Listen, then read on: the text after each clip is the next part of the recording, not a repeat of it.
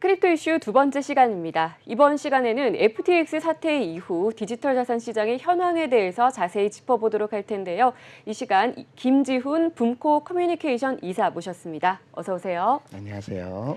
네, 자, 시청자 여러분께 간단한 소개 부탁드립니다. 네, 안녕하세요. 붐코 커뮤니케이션의 김지훈이라고 합니다. 반갑습니다. 네, 반갑습니다. 자, FTX 사태 이후 현재 디지털 자산 시장 어떤 상황인가요?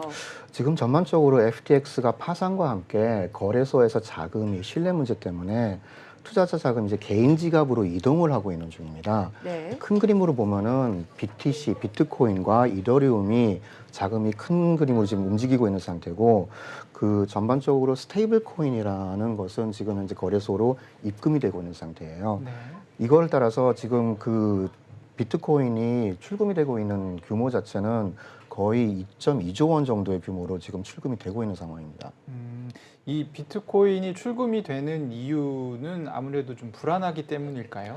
네, 우선은 거래소에다가 비트코인을 입금했을 경우에는 사실은 그 비트코인을 수탁을 맡기는 거기 때문에 네. 비트코인의 소유가 내 것이 아니라 거래소의 소유가 돼서 위탁이 되는 거인 상태입니다. 네네. 그래서 투자자들의 경우에는 이제 거래소에 신뢰가 없기 때문에 네. 거기에 있는 비트코인 자산을 다시 이제 지갑으로 옮기는 겁니다. 네. 그러면 보통 이제 거래소에서 지갑으로 옮긴다고 했을 때 이 개인 소유의 지갑으로 옮긴다 뭐 이런 의미일 텐데, 네, 맞습니다. 네.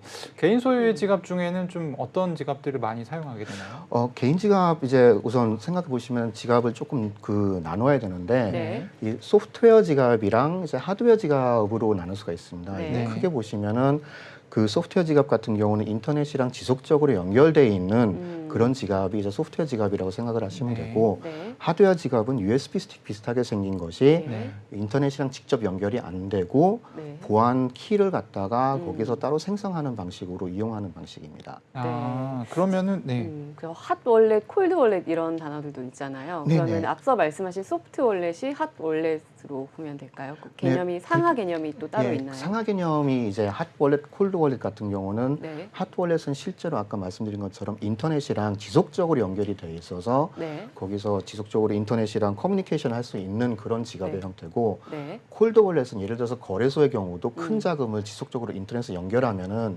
해킹의 위험이 더 크기 때문에 그렇죠. 인터넷과 직접 단절된 음. 제품의 이제 하드웨어 월렛과 비슷한 개념의 콜드 월렛이라는 개념을 쓰고 있습니다. 네. 그럼 혼용을 해도 상관이 없는 건가요? 혼용을 해도 비슷한 개념으로 사용이 됩니다. 네. 아, 네. 어쨌든 지금 상황 자체는 뭐 국내든 글로벌이든 간에 좀 불안하다.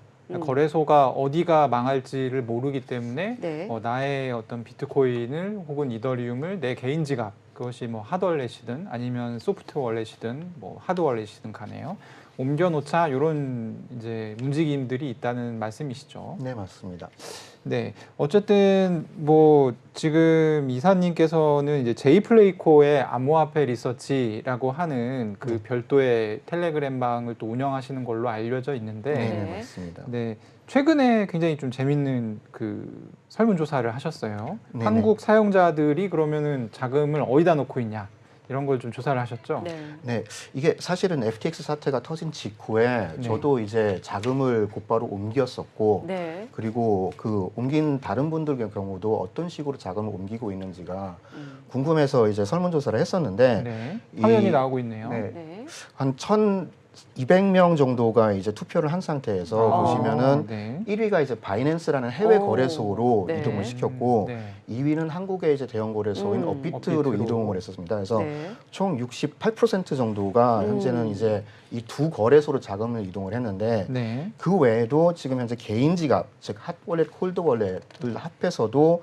거의 15% 정도가 개인 지갑으로 자금을 이동해서 네. 대부분의 자금을 그 보관하고 있다라는 걸로 지금 나타나고 있습니다. 네. 이게 재밌는 게 네. 작년에 비슷한 시기에 비슷한 설문을 한 적이 있는데, 그때 당시만 하더라도 이 개인 하드웨어 지갑, 즉 네. 콜드월렛에 그 보관하고 있는 수치가 5% 정도밖에 안 되는데, 이번에는 거의 2배의 수치로 갖다가 개인 지갑을 하드웨어 월렛으로 그 이동하고 있다라는 것을 볼 수가 있습니다. 그러니까 이 자료 자체만 보게 되면 여전히 바이낸스 혹은 업비트 같은 그 네. 국가와 어떤 그 로컬에 굉장히 대표되는 거래소들이 인기가 많구나 이렇게 생각하게 되기가 쉬운데, 사실 이제 이전에 또 비슷한 일이 벌어졌을 때랑 비교해 보면 그 하드월렛이나 어떤 개인 지갑으로 옮기는 비율이 압도적으로 늘어났다는 말씀이시죠? 네, 많이 늘어난 상태입니다.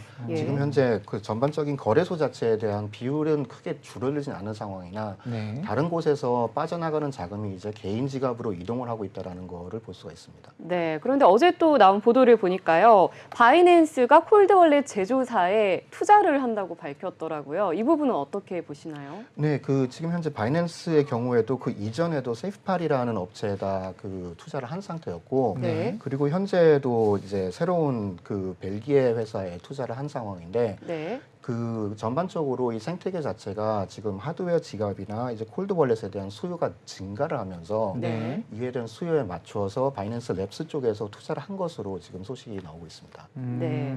자, 개인적인 질문인데 이사님께서는 지갑을 옮기셨다고 하셨는데 네. 저는 어떤 일부 정도? 자금은 바이낸스로 옮겼고 그 외 자금은 전부 다 지금 콜드월렛 하드웨어 지갑에 있습니다. 일부 네. 자금을 여러 가지 거래소가 있잖아요. 음. 바이낸스 거래소로 딱 찍어서 옮기신 이유를 좀 여쭤봐도 괜찮을까요? 네. 실제로는 이제 사용했던 거래소 자체는 가장 큰 거래소 주 위주로 사용을 했었는데 네.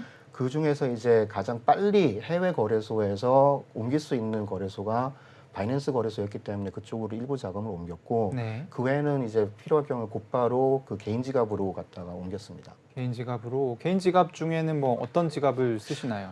개인 지갑 중에서는 이제 여러 업체들이 있는데 해외에서는 레저나 트레저 같은 업체들이 네. 있고 한국에 같은 경우는 디센트라는 업체에서도 제품을 만들고 있고 저 같은 경우는 레저나 이제 그 디센트 같은 제품들을 좀 사용하고 있습니다. 아, 그럼 하드월렛으로 옮기신 거군요. 하드월렛으로 옮겼습니다. 아, 네. 보통 이렇게 아까도 설명 주셨지만 하드월렛은 인터넷이 연결이 안 되어 있는 월렛이고 이게 꽂아야지 연결이 되는 거잖아요. 네, 맞습니다. 당분간 뺄 의지가 없는 분들이 많이 쓰시던데. 그렇겠네요. 네. 네, 저 같은 경우는 이제 제가 보유하고 있는 자산 자체가 장기적으로 보유를 하기 위해서 갖고 있는 자산이고 네. 그 전에는 이 자산을 불릴 수 있는 이자 시스템이나 이런 시스템의 이용화를 위해서 중앙화된 거래소를 이용을 했었는데 그렇죠. 지금 같은 경우는 이제 이자라는 것보다는 안전이 안전이 더 중요하다. 중요하기 때문에 네. 현재 개인 지갑으로 이동을 해놓은 상태입니다.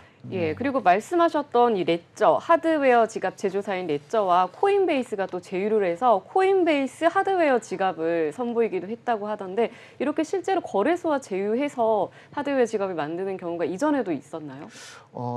정확히는 지금 모르겠는데 기본적으로 거래소 코인베이스를 비롯해서 바이낸스 같은 경우에도 이런 뭐 레저나 파트너십을 통해서 서로 그 협력을 하고 있는 상태입니다. 실제로 그 바이낸스의 대표인 시제트 같은 경우도 네. 언급을 한 게 이런 식으로 셀프 커스터디라고 해서 자기가 직접 관리하는 지갑들의 네. 중요도가 높아지게 되면은 이런 중앙화된 거래소는 사실은 필요가 없게 될 것이다. 네. 라고 전 세계에서 가장 큰 거래소의 대표가 언급할 정도로 이 자체 보관하고 자체 관리하는 그런 지갑의 중요성에 대해서 언급을 했었습니다.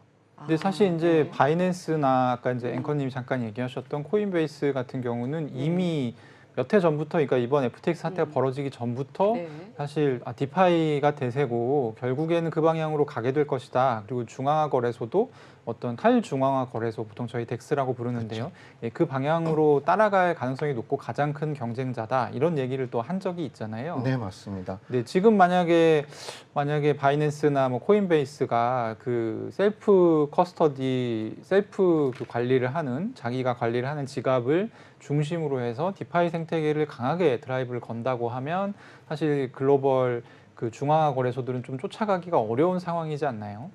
아마 복합적인 모델이 나오지 않을까 생각을 합니다. 지금 중앙화 거래소들도 이제 중앙화를 통해서 좀 더 편리성을 갖다가 강조를 해서 사용자들이 많이 사용을 하고 있는데 네. 덱스의 경우에도 바이낸스 정도의 대규모 뭐 코인베이스나 바이낸스 정도의 대규모 업체들이 덱스 쪽의 편의성과 UI들을 개선을 한다라면은 복합적인 시스템을 이용해서 충분히 그 사용자들을 지금의 중앙화된 거래소에서 탈중앙화된 거래소로 이동을 시킬 수 있을 거라고 생각을 하고 있습니다. 그러니까 지금 덱스에 공통적으로 좀 문제라고 지적되는 것들이 그 UI가 좀 직관적이지 않다. UI의 직관성이나 사용 편리성 편의성이나. 이런 여러 가지들이 아직은 조금 문제가 있습니다. 네, 근데 이제 바이낸스나 코인베이스 같이 많은 사용자들을 대상으로 많은 또 이의 제기를 받고 그런 사업을 해봤던 기업들은 좀 다르게 접목시키는 방향으로 해서 지갑 자체 관리는 본인이 하더라도 사용성이 좀 좋은 그런 서비스로 나갈 수 있다 이런 말씀이시죠? 네, 그런 움직임도 일부 있는 상황이고 그리고 네. 지금 현재도 그 물밑에서 작업이 되고 있는 걸로도 알고 있습니다. 네, 어쨌든 뭐 지금 이제 금방 사진으로 저희가 설문조사 결과를 봤는데요. 네. 예, 설문조사 내용을 봤을 때 하드웨어 지갑이나 하여튼 개인 지갑이나 이런 것들의 사용량이 점점 늘어날 거라고 보시는 거죠? 네, 실제로 이번에 FTX 사태 이후로 레저나 아니면 뭐 디센트 쪽에 네. 트레저 쪽도 마찬가지고 발표했던 게 지금 물량 자체가 부족하진 않으나 네. 수요가 급증하고 있는 상태이기 때문에 네. 실제로 FTX 사태 이후로 사람들이 하드웨어 월렛을 더욱더 많이 구매를 하고 있는 상황입니다. 상당히 그 사실 낮지 않은 가격이거든요. 개당 보통 $100 넘어가는데 10만 원에서 20만 원 정도의 가격인데 많이 지금 사고 있다는 얘기네요. 네. 저희가 아까 디파이 얘기를 할 때 네. 어떤 UX, UI 부분에서의 좀 약점 이런 걸 얘기를 했었는데 하드웨어 지갑 같은 경우는 일반 사용자들이 쓰기에 좀 불편하거나 이런 점은 없습니까? 우선 보안이 중요시 되시면은 은행을 사용해 보시면 아시겠지만 OTP 카드도 있어야 되고 문자를 확인해야 그렇죠. 되고 하는 네. 이제 그런 절차들이 있어야지 보안이 유지가 되기 때문에 네. 하드웨어 월렛 같은 경우도 기본적으로 기기 자체에 보안 번호가 있고 그런 다음에 제품 자체를 지갑을 생성할 때 사용하는 시드 프레이즈라고 해서 네. 그 보안 키가 또 따로 있습니다. 그리고 이 블록체인과의 연동을 하기 위해서 사용할 때마다 하드웨어 월렛이 직접적으로 있어야 되고 네. 매번 하나씩 눌러야 되는 이제 음. 그런 그 단점들이 좀 존재를 합니다. 네. 자, 그렇다면 이 하드웨어 지갑을 사용할 때 또 사용자 입장에서는 어떤 점을 더 좀 주의해야 될 사항, 추가할 사항이 있을까요? 우선 기본적으로 그 주의해야 될 거는 예를 들어서 하드웨어 월렛 같은 경우는 자리에 없을 경우에는 실제로 블록체인에서 트랜잭션을 하지는 못합니다. 네. 그래서 만약에 긴급하게 무언가를 하고자 할 때는 하드웨어 월렛이 있어야 된다는 거고 네. 그렇기 위해서는 이걸 상시 휴대를 해야 되는지에 대한 고민을 해야 되는 부분이 있습니다. 네. 그리고 그 프라이빗 키 같은 경우가 이제 하드웨어 월렛의 전부를 갖다 보완을 해주는 건데 이거에 대한 보관도 상당히 주의를 해야 됩니다. 즉 요거를 다른 곳에 뭐 사진을 찍어 놓는다거나 아니면 핸드폰에 저장한다거나 이메일에 저장한다는 등의 그런 거에 대한 상당한 주의가 필요하고 네. 또 하드웨어를 이제 구매를 할 때 보통 전자제품과 비슷하다는 느낌 같이 네. 어딘가 조금 더 저렴하게 아니면 중고 시장에서 저렴하게 구매를 하고자 하는 생각들을 하시는데 이거 같은 경우는 이제 보안과 자금이 직접적으로 보관이 되는 제품이기 때문에 네. 가능하다면은 공식 홈페이지에서 구매를 해서 그 중간에 이 하드웨어 월렛에 다른 작업이 들어가지 않았다라는 거를 확신하기 위해서 공식 홈페이지에서 구매하시는 거를 추천을 드립니다. 중고품 사면 안 된다. 중고품을 사시면은 그 제품이 어떤 형태나 어떤 상태에 있는지를 그 누가 확신하실 사서 수 없기 예, 때문에 거기다가 뭘 했는지를 알 수 없으니까요. 네, 그렇죠. 네. 어쨌든 저 같은 경우는 지금 설명을 들으니까 네. 좀 무섭다라는 생각이 먼저 들거든요. 왜냐하면 네. 저는 이제 OTP 같은 것도 한 12개 정도 잊어버리고 이런 스타일이기 때문에 근데 이 암호화폐 하드월렛은 잊어버리면 그냥 끝 아닙니까? 그렇진 않습니다.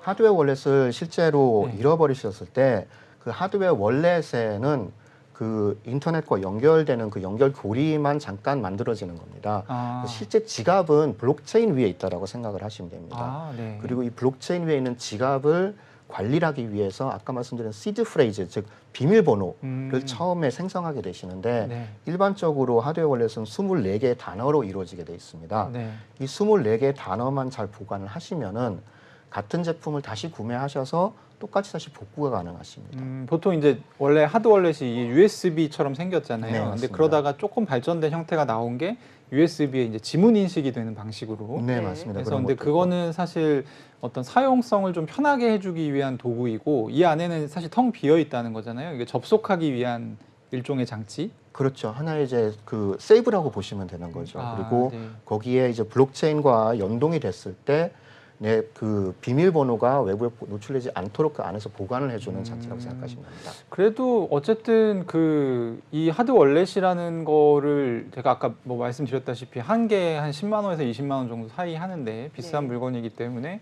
여기다가 담기는 암호화폐는 훨씬 더 비쌀 거잖아요. 그러니까 이게 상식적으로 봤을 때는 막 들고 다닐 수는 없을 것 같은데요. 어떻게 갖고 다니시나요?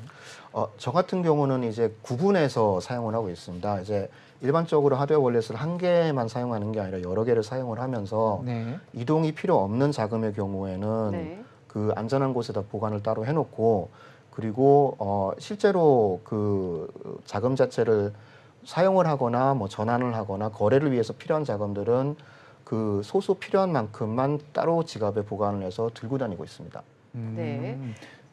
자, 네. 그리고 하드웨어 지갑 제조사인 트레저의 매출이 11월 중순에 보니까 300%가 증가했다. 뭐 이런 보도가 있던데 이것도 당연히 FTX 사태 여파 때문으로 봐도 될까요? 안타깝게도 FTX 사태 때문에 그렇다고 볼 수가 있습니다. 현재 트레저뿐만 아니라 네. 뭐 레저나 한국의 기업들도 그만큼 매출량이 지금 빠르게 증가하고 있습니다. 네, 이렇게 되면 또 하드웨어 지갑의 가격이 인상되는 게 아닐까 이런 우려도 있는데 실제로 이미 그럴까요? 가격은 달러의 인상과 함께 이미 한번 단행이 된 상태이기 때문에 네. 레저, 예를 들어서 레저의 가격이 연초에 약 한 15, 16만 원 정도에 구매할 수 있었다면은 지금은 거의 20만 원 정도에 구매를 해야 되기 때문에 가끔 가다가 이제 뭐 블랙 프라이데이라든 이런 좋은 세일 기회가 있을 경우에 그 한번 들여다보시고 구매를 하시는 것도 좋은 팁이 될 수가 있습니다. 네. 네, 이거를 어쨌든 지금 아까 비트코인 이제 사용자들에 대한 얘기도 주셨는데, 그러니까 비트코인 많이 갖고 있는 사람들은 지금 실제로 자금을 움직이고 있다라는 얘기잖아요. 네, 맞습니다. 근데 이제 뭐 한국거래소에서 뭐 좀 소액으로 네. 적당히 이제 투자를 하시는 분들은 아 그럼 나도 빼놔야 되나 이런 생각이 또 들 수 있는데 거기에 대해서 조언을 한 말씀 주신다면. 기본적으로 이제 한국 거래소들은 해외 거래소에 비교해서 좋은 점이 하나가 실사가 들어가기 때문에 네. 그 FTX 거래소에 문제가 됐던 게 실사를 했을 때 있어야 될 자금이 없었기 때문에 문제가 됐던 건데 네. 한국 거래소들의 경우에는 보통 실사를 했을 때 거기에 따른 자금이 존재하기 때문에 실제는 자금이 이제 빠지는데 문제가 생길 거라고는 크게 걱정이 되지는 않습니다. 그런데 다른 한편으로는 이제 그거 한국 거래소 내에 있는 자금들이고 네. 한국 거래소가 만약에 해외랑 같이 서비스를 연동했을 때에는 그거는 또 다른 이슈가 될 수가 있습니다. 그러니까 지금은 괜찮은데 여기서 한국 거래소들이 좀 더 서비스를 확장하거나 그랬을 때는 이번에 이제 제네시스 트레이딩이라든지 네. 아니면 국내 거래소에서도 사실 제네시스 트레이딩에 위탁을 맡긴 투자 거래소가 위탁을 맡긴 있었죠. 네. 고팍스 같은 경우는 좀 지금 상당히 좀 어려운 상태잖아요. 네네, 맞습니다. 그런 일이 또 발생할 수 있다라는 말씀이시죠. 네, 맞습니다. 저는 한 가지 이제 마지막으로 좀 여쭤보고 싶은 거가, 그러니까 일부 자금이 바이낸스에 있다라는 말씀을 주셨는데, 지금 제이플레이코님의 그 이제 커뮤니티에서도 설문조사하니까 35% 정도가 지금 바이낸스에 돈을 네. 맡기고 있다라고 했고, 아까 처음에 이제 설명을 주실 때 비트코인은 빠져나오고 있지만 사실 이제 그 뭐였죠? 스테이블 코인은 또 거래소로 들어가고 있다. 그게 이제 제가 추측하기로는 비트코인을 사서 네. 빼기 위한 스테이블 코인이 들어가고 있는 것으로 저는 보이거든요. 그래서 이런 대형 거래소에서 내 개인 지갑으로 돈을 빼야 되는 어떤 시그널이라든지 그런 것들에 대해서 조금 조언을 주신다면. 이제 큰 그림으로는 사실은 이제 건강한 움직임은 사실은 아닙니다. 네. 왜냐하면은 일반적으로는 이제 비트코인이든 아니면은 이더리움이든 자산들이 크게 거래소 빠져나갔을 때는 장기적으로 봤을 때 좋은 신호다라고 여기는 경우가 많은데 네. 지금 같은 경우는 시장의 타격이 워낙 컸기 때문에 네. 불안과 신뢰 문제 때문에 자금이 빠져나가는 현상이라서 네. 긍정적인 사인이라고는 볼 수는 없는 상태입니다. 하지만은 큰 그림으로 봤을 때는 실제로 아까 말씀하셨던 것처럼 이제 탈중앙화 거래소에 대한 활용도도 지금 늘어나고 있는 상황이고 네. 거긴 거래량도 늘어나고 있기 때문에 그 중앙화된 거래소의 사용도 빈도가 낮아지면서 탈중앙화 거래소의 사용 빈도가 늘어날 수 있는 건강한 생태계가 될 수 있는 그런 그 첫 단계이지 않을까라는 생각도 합니다. 아, 지금 정말 마지막 질문으로 이거는 그냥 개인적인 의견을 여쭤보고 싶은데요. 그 비트코인으로 빼는 방법이 있고 또 시가총액 2위인 이더리움이 있지 않습니까? 근데 네네. 비트코인은 이제 탈중앙화 거래소에서 조금 거래가 쉽지 않다라는 단점이 있고 그에 비해서 이제 이더리움은 상당히 거래가 좀 쉬운 편에 속하는데 추천을 하신다면 어떤 자산을 보관하고 싶으신가에 따라서 좀 다른 것 같습니다. 만약에 이제 이더리움 계열의 자산을 이용해서 탈중앙 거래소에서 거래를 하고 싶으시다면은 네. 이더리움이 조금 더 나으실 거고 네. 실제로 보관을 위해서 비트코인을 보관하고 싶다라는 이제 자산 보관용으로 하신다라면 가치 저장의 측면에서 가치 저장의 네. 측면에서는 비트코인을 사서 보관을 하는 방법으로 개인 지갑을 이용하시는 게 추천이 될 것 같습니다. 네. 자, 마지막으로 저희가 오늘 이야기 나눴던 하드웨어 지갑에 대해서 시사점에 대해서 좀 정리를 해주시죠. 이제 하드웨어 월렛 같은 경우는 개인의 그 취향에 따라서 조금 다를 수가 있는데 실제로 이게 필요하다 안 하다라는 것은 개인의 결정에 의해서 결정됩니다. 비용 자체가 그렇게 적은 것도 아니지만은 만약에 자산 규모가 크다라면은 내 자산을 안전하게 지키기 위해서는 하나의 좋은 수단이 있다라는 것을 인지하시고 이거에 대해서 생태계에서 활용하시면은 좋을 것 같습니다. 네, 자, 오늘 말씀 감사드립니다. 감사합니다.